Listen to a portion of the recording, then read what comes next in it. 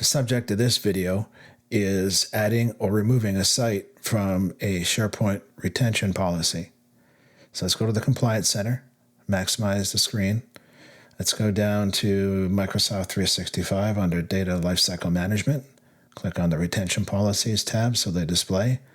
And let's select the 50-year. Click Edit. Now we click Next until we get to the retention settings. Here we go. So now what we do, if we want to add a site, click Edit under Included. Enter the site URL. And then click the plus. And then you would click Done. But in this case, we're going to add the site to Excluded. We're going to add the site, click plus, click Done. And now you click Next. Leave those settings in place.